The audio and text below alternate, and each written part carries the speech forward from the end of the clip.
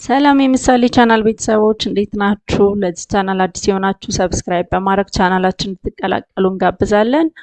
በዛሬው ቪዲዮአችን ደግሞ እስኪ እንዴት አድርገን ዕለታዊ ሴልሳችንን ሽያጫችንን እና ግዢያችንን እንዴት አድርገን ኦዱ ላይ መመዝገብ እንችላለን የሚለውን አብረን የምናይ ይሆናል። እስከ መጨረሻው ድረስ ተከታተሉ። እንግዲህ ይሄ የምታዩት የኦዱ ዳሽቦርድ ነው። ስለዚህ እዚህ ዳሽቦርድ ላይ እንመጣና እዚች ጋር እንደምታዩት አካውንቲንግ የምትላለች አካውንቲንግ የምትለዋን አፕ እንከፍታታለን ማለት ነው። አካውንቲንግ የምትለዋን አፕ ከከፈትን በኋላ ሲያመጣልን እንግዲህ መጀመሪያ ከዕለታዊ ሽያጫችን ብንጀምር ሽያጩ እንዴት ነው ኦዱ ላይ የምንመዘግበው የሚለውን ነው ስቴፕ ባይ ስቴፕ የምናየው ማለት ነው። ከዛ ደግሞ ግዢያችንን እንዴት እንመዘግባለን የሚለውን አብረን እናያለን ማለት ነው። እሺ እንደምታዩት አካውንቲንግ የሚለውን ስንከፍተው እዛ ላይ እንግዲህ ከስተመር ኢንቮይስ የሚል አለ፣ ቢል የሚል አለ። አሁን ሴልሳችንን መጀመሪያ ሽያጫችንን ነው የምንመዘግበው። ሽያጫችንን ስንመዘግብ እዚህ ጋር ከስተመር ኢንቮይስ የምትል ትታያችኋለች። እሷን ወይም ደግሞ እዚህ ከላይ እንደምታዩት አካውንቲንግ ዳሽቦርድ ከስተመርስ የሚል አለ። ከስተመር የምትለዋን ከፍታችሁ ኢንቮይስ የምትለዋን መንካትና መጠቀም ትችላላችሁ። ካልሆነ ደግሞ እዚህ ጋር መታችሁ ይህን ከስተመር ኢንቮይስ የሚለውን መንካት ትችላላችሁ ማለት ነው። በሁለቱም አማራጭ ኢንቮይሱን መክፈት ትችላላችሁ። ኒው ብላችሁም ቀጥታ አዲስ ክሬት ለማድረግ ስለሆነ የዛሬን ሽያጭ ልንመዘግብ ስለሆነ በዛ መልኩም መግባት ትችላላችሁ ማለት ነው። እንግዲህ ኦንላይን ስለሆነ የሚሰራው ሲስተሙ ኔትወርክ ቀስ እያላችሁ መጠበቅን አትርሱ።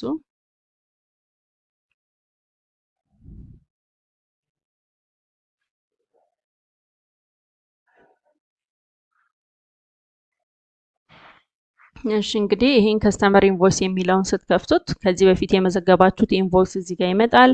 ከዛ ውጪ ደግሞ አዲስ ነው አሁን የምንመዘግበው እንደተነጋገር ነው። ስለዚህ እቺ ኒው የምትለዋን ትነኳታላችሁ ማለት ነው።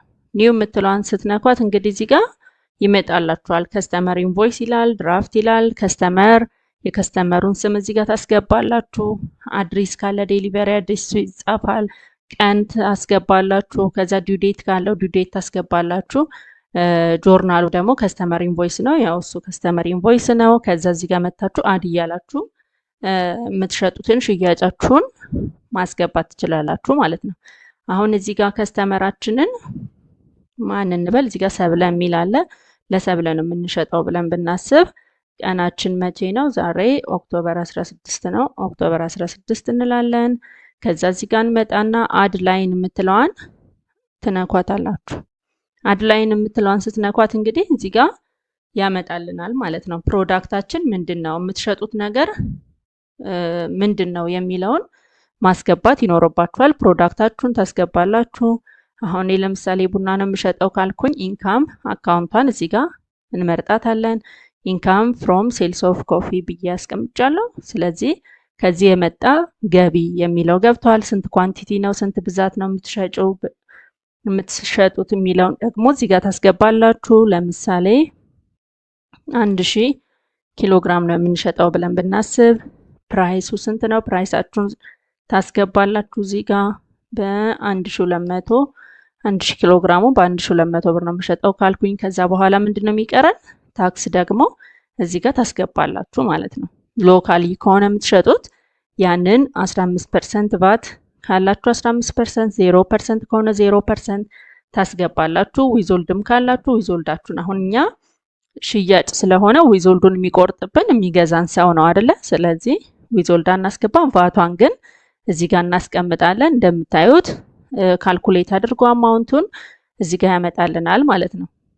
እዚህ ጋር እንደምታዩት 1,200,000 አደረገው። 1000ን በዚህ አባስቶ ማለት ነው። ከዛ ከታች ይታያችኋል 1.2 የሚለው አለ። ከዛ ቫት 15% ደግሞ 180,000 አለብን። ቶታሉ 1,380,000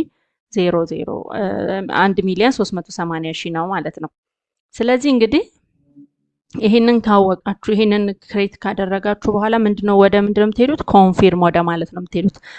እርግጠኛ ከሆናችሁ ይሄን ሽያጭ የቀን የዕለት ሽያጫችን ስለሆነ የምንመዘግበው ኮንፊርም ብለን እንወጣለን ማለት ነው።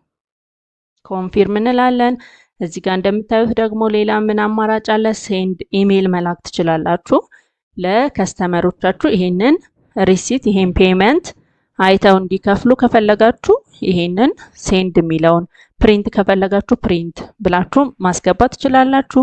ከዛ ልክ ከተከፈለ ደግሞ የተከፈለ ከሆነ ምንድነው የምንለው? ፔይ የምትለዋን እንነካታለን ማለት ነው። ከስተመሩ ኦልሬዲ በካሽም ይሁን ትራንስፈርም ይሁን ከፍሎን ከሆነ ከፍሎናል ለማለት ፔይ የምትለዋን እንነካታለን። ከዛ እዚህ ጋር ጆርናል የሚለው ላይ ባንኩ የትኛው ባንክ ላይ ነው ከስተመሩ ያስገባልን። ለምሳሌ እዚህ ሲቢኢ የሚለው አካውንት ላይ ካስገባ ሲቢኢ የሚለውን እንመርጣለን። መቼ ነው ያስገባው? የሸጥንለት ቀን ከሆነ ያስገባው የሸጥንለት ቀን ነው። ብሩ ይኸው እዚህ ጋር አለ። ከዛ ክሬት ፔመንት ብለን ፔመንቱን ክሬት እናደርግለታለን ማለት ነው። አሁን ኢን ፔመንት አለ። ልክ ሪኮንሳይል ስናደርገው ምን ይልልናል? ፔድ ብሎ ያመጣልናል ማለት ነው። ስለዚህ ሽያጫችንን በዚህ መልኩ መመዝገብ እንችላለን ማለት ነው። ከዛ እንመለሳለን። አሁን የመዘገብናት ሽያጭ እቹት እዚህ ጋር መታለች። ሌላ አንድ ሽያጭ ደግሞ እንጨምራለን። አሁንም እዚሁ ጋር ከስተመራችንን እንመርጣለን። ከስተመራችንን ለምሳሌ እዚህ ጋር ናርዶስ ብለን ብናስገባው ከስተመር ካስገባን በኋላ እዚህ ጋር ቱዳይ ዛሬ ቀን ስንት ነው? ቀኑን እናስገባለን። ከዛ አድ እንላለን። ከዛ እዚህ ጋር አሁንም ፕሮዳክታችንን የምንሸጠውን ነገር እናስገባለን። ኢንካም አካውንታችን መመረጥ አለበት እንዳትረሱ። ኳንቲቲው ደግሞ 50 ኪሎ ቢሆን የሸጥነው 50 ኪሎ እንላለን። ፕራይሳችን ደግሞ 1200 ከሆነ 1200 እንላለን። ከዛችን ቫት ማስገባት እንዳትረሱ። ቫት የምትለዋን እዚቹ ታክስ የምትለዋ ስር ገብታችሁ ስትነኳት ትመጣላችኋለች። እሷን መምረጥ አለባችሁ ማለት ነው። ከፐርቼዝ ከሆነ ፐርቼዝ የሚለውን ቫት፣ ከሌለው ቫት ግን 0% ብለን ማስገባት እንችላለን ማለት ነው። ከዛ በኋላ እንግዲህ ራሱ ኳንቲቲውን ከፕራይሱ ጋር ካልኩሌት አድርጎ እዚህ ጋር ያስቀምጥልናል። እንደምታዩት ከታች ቫታችን አለ፣ አማውንታችን አለ፣ ቶታል አማውንት አለ። ስለዚህ ምንድነው የምንለዋለን? ኮንፊርም እንላለን። ኮንፊርም ካልም በኋላ እንደ ቅድሙ በኢሜይል መላክ እንችላለን፣ ፕሪንት ማድረግ እንችላለን። ከእንደገና ፔይ ብለን ከተከፈለን ገንዘቡ ከገባ ፔይ ብለን እሱን እናስገባለን ማለት ነው። ለምሳሌ በካሽ ከሆነ ይሄንን የሰጡን ካሽ ነው። ካሽ ላይ እንዲቀመጥ እናደርገዋለን። 69000 በዚህ ቀን ለዚህ ኢንቮይስ ወይም ደግሞ ለዚህ የሴልስ ሽያጭ ቁጥር ይሄንን አምጥተናል ብለን ማስገባት ክሬት ፔመንት ብለን ፔመንቱን ክሬት ማድረግ እንችላለን ማለት ነው። ይህ እንደዚህ ከሆነ ደግሞ ቀጥለን ወዴት ነው የምንሄደው? ወደ ፐርቼዛችን ደግሞ አሁን ይሄ የቀን ሽያጫችን ነው። በዚህ ቀን በ16 አሁን ኦክቶበር 16 ሁለት ሽያጭ አካሄጃለሁ ማለት ነው። ሶስተኛ ቢኖረንም እዚሁ ጋር እንግዲህ ኒው እያላችሁ እየጨመራችሁ መሄድ ነው ማለት ነው። ይሄንን ይመስላል። ከዛ ወደ ማን ነው የምንሄደው ተባባለን? ወደ ግዣችን ደግሞ እንሄዳለን። ወደ ግዣችን እንግዲህ ስንሄድ አሁንም መልሰን ማን ጋር ነው የምንገባው አለን? አካውንቲንግ የሚለው አፕ ላይ ነው የምንገባው። አካውንቲንግ የሚለው ላይ ከገባን በኋላ አሁን ሽያጫችንን ለመመዝገብ ከስተመር ኢንቮይስ አለን አይደለ? ልክ ግዣችን ለመመዝገብ ደግሞ ቬንደር ቢል የምትለዋን ቢል ውስጥ ነው የምንገባው። እዚህ ጋርም አለች ቬንደር ብላችሁ እዚህ ጋርም ቢል ማለት ትችላላችሁ። ከእንደገና እንዳሳየዋችሁ ደግሞ ቀጥታም እዛ ውስጥ መግባት ትችላላችሁ ማለት ነው። ከዛ እዚህ ጋር እንመጣና ኒው ብላችሁ ይሄንን ትነካላችሁ። ኒው ካላችሁ በኋላ እዚህ ጋር ቬንደር ቢል ይላል። ቢል ነምበሩን እራሱ ነው የሚሰጥልን።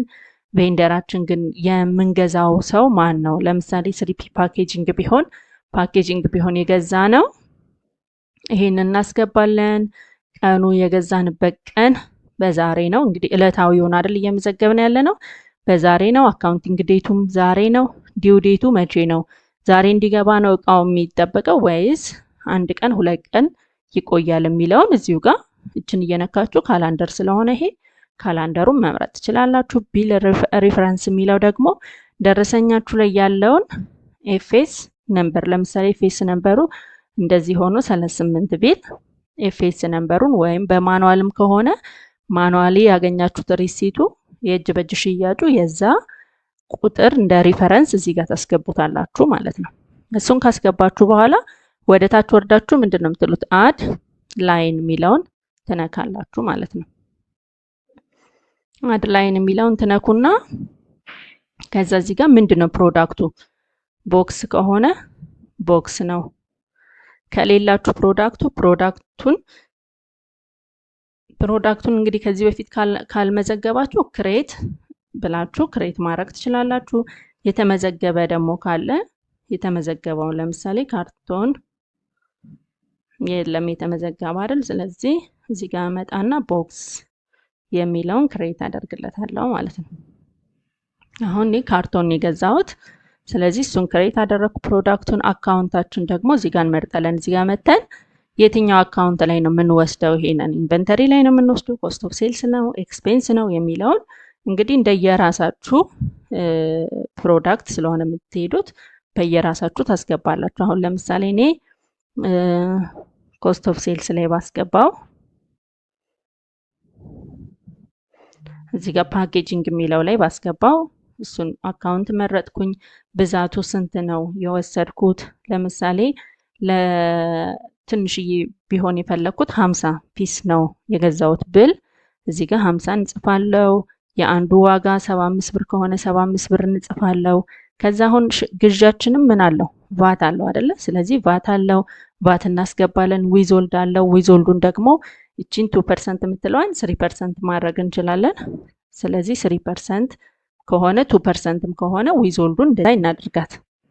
አሁን እዚህ ጋር እንግዲህ እንደምታዩት ቫታችን 15% አለን። ከዛ ዊዞልዷን 2% የነበረችው አሁን 3% ስለሆነ ወደ 3% ቀየርኳት። ስለዚህ እቺን ዊዞልድ 3% የምትለዋን ዊዞልዷን እናስገባለን እንመርጣለን ማለት ነው። እሷን ከመረጣን ነው የምትለው እንግዲህ እዚህ ጋር እንደምታዩት 15% ቫቱን እና 3% ዊዞልዱን ካልኩሌት ያደርግልናል ማለት ነው። እዚህ ጋር ከታች እንደምታዩት ቶታሉ ይሄ ነው። ቫት 562 ከ50 አለ። ዊዞልዲንግ 3%ቷ ደግሞ 75 ብር ብሎ ቶታሉን 4237 ከ50 አለን ግዢ ብለን ግዣችንን ገዝተናል ብለን እንመዘግባለን። ከዛ ይሄንን ከሞላችሁ በኋላ ወደ ምንድነው የምትሄዱት? ኮንፊርም ታረጋላችሁ፣ ታረጋግጣላችሁ ማለት ነው። ኮንፊርም ስንል ቢሉን ምን አደረገልን? ክሬት አደረገልን ማለት ነው። ቢሉን ክሬት አደረገልን። ከዛ በኋላ ፕሪንት ማድረግ እንችላለን። አሁንም ከእንደገና ቢሉን ምን ማድረግ አለብን? ደግሞ መክፈል አለብን። ስለዚህ ፔይ እንላለን። ከየትኛው ባንክ ነው የከፈልነው እሱን እንመርጥለታለን ባንኩን።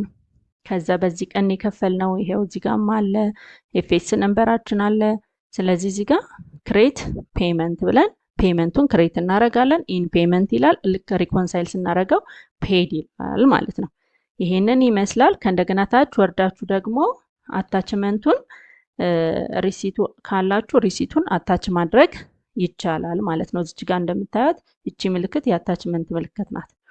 አታች ብለን ኤክሴል እንትናችን ሪሲታችን ካለ ለምሳሌ ይሄ ሪሲት የዛ ሪሲት ከሆነ ያንን ሪሲት ወስደን እንደዚህ ማስገባትና አታችመንቷ እዚህ ጋር ትታያለች። ሪሲቱ እዚህ ጋር መታየት ይችላል ማለት ነው። እንግዲህ ይሄንን ካልን ሪሲታችሁ ግን ተመሳሳይ የራሱን ሪሲት መሆን አለበት። ከዛ እንመለሳለን። እስኪ ደግሞ ሌላ እንመዘግብለታለን ማለት ነው። አንድ ቢል መዝግበናል። ሁለተኛ ቢል ደግሞ ከእንደገና ቬንደር ቢል ብለን በአሁኑ መሰረት አንረሳ ቀናችን እንመርጣለን እንደዚህ። ከዛ በኋላ እዚህ ጋር መተን አድ ላይን ብለን ላይናችንን አድ እናደርጋለን። ለምሳሌ ትራንስፖርቴሽን ሊሆን ይችላል፣ ዩቲሊቲ ሊሆን ይችላል። ስለዚህ ትራንስፖርት ከሆነ ትራንስፖርት፣ ሌላ ምን ማድረግ እንችላለን? ካር ሬንትም ከሆነ ካር ሬንት ብለን ማስገባት እንችላለን ፕሮዳክቱን ወይም የምንገዛውን ግዢ። ከዛ አካውንቱን እንመርጥለታለን። ፕሪፔድ ከሆነ ቀድመን የከፈልነው፣ አድቫንስ ከሆነ ቀድመን ከፍለናል ብለን መመዝገብ እንችላለን። ካልሆነ ደግሞ እንግዲህ መኪና ተከራይተናል፣ ስለዚህ ኤክስፔንስ አካውንታችን ላይ ሄደን ያንን ትራንስፖርት የሚለው ላይ ያንን እናስገባለን ማለት ነው። አሁን እዚህ ጋር እንግዲህ ትራንስፖርቴሽን ኤክስፔንስ የሚላለን እሷን ኤክስፔንስ አካውንት እንመርጥለታለን።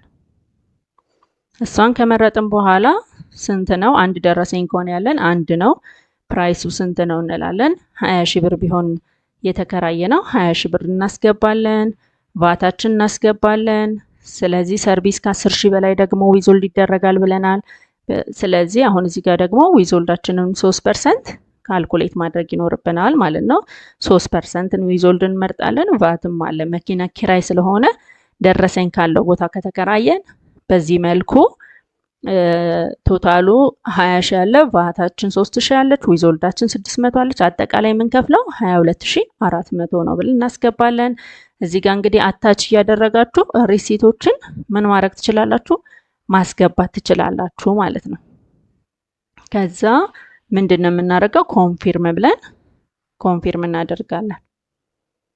ኮንፊርም ካደረጋችሁ በኋላ የሚቀጥለው ስቴፕ ምንድነው? ፔይ ብሎ ክፍያውን መክፈል ነው። ስለዚህ አሁን ይሄን 20 ሺህ ብር ደግሞ በምንድነው? በካሽ ከሆነ የከፈላችሁት በባንክ ከሆነ በባንክ፣ በካሽ ከሆነ ካሽ የምትለዋን እነካታለን። ከቅድሙ ከገቢያችን ከካሽ ላይ ከሆነ የነካ ነው ማለት ነው።